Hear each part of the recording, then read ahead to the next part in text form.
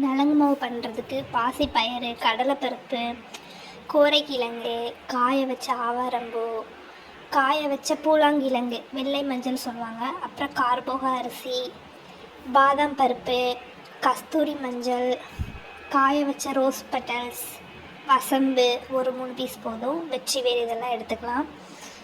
பாசிப்பயிறு 300 கிராம் அளவுக்கு இதில் தட்டிக்கலாம். அப்புறம் கடலைப்பருப்பு 100 கிராம் இதில் தட்டிக்கலாம். இதெல்லாம் சருமத்தை ஸ்க்ரப் பண்ணும். அப்புறம் கஸ்தூரி மஞ்சள், பூலாங்கிழங்கு, இது குட்டி குட்டி முடியெல்லாம் இருக்குல்ல, அதெல்லாம் ரிமூவ் பண்ணிடும், அதுக்கு ஹெல்ப் பண்ணும். அப்புறம் கோரைக்கிழங்கும் அதே தான், அது ஒரு 20 கிராம் எடுத்துக்கலாம்.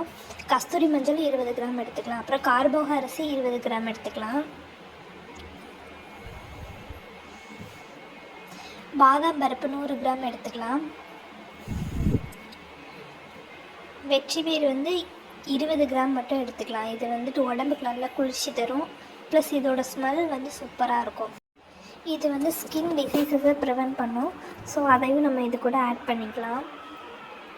இது எல்லாத்தையும் மொட்டை மாடியில் போய் நல்லா ஒரு டே ஃபுல்லாக காய வச்சுட்டு இது எல்லாத்தையும் ஒரு பாத்திரத்துக்கு ட்ரான்ஸ்ஃபர் பண்ணிக்கலாம். இது கூட காய வச்ச ஆவாரம்பூ, காய வச்ச ரோஸ் பெட்டல்ஸ் 50 கிராம் ஆட் பண்ணிக்கலாம். இது நல்லா ஸ்மெல் தரும், அதுக்காக தான்.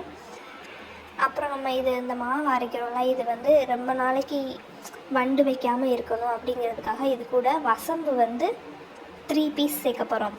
இந்த அளவுக்கு மட்டும் சேர்த்து இதை கடையில் கொண்டு போய் அரைச்சிட்டு வந்துடலாம். அரைச்சிட்டு குழந்தைங்களுக்குனா இதிலேருந்து 1 ஸ்பூன் எடுத்து அது கூட கொஞ்சம் தண்ணி கலக்கி அவங்க ஸ்கின்னில் அப்ளை பண்ணிக்கலாம். இதே பெரியவங்களுக்குனா 2 ஸ்பூன் அளவுக்கு போட்டு அது கூட வாட்டர் மிக்ஸ் பண்ணால் தான் தேய்க்கிறதுக்கு நல்லா ஈஸியாக இருக்கும். தேங்க்யூ. வீடியோ பிடிச்சா சப்ஸ்கிரைப் பண்ணுங்கள்.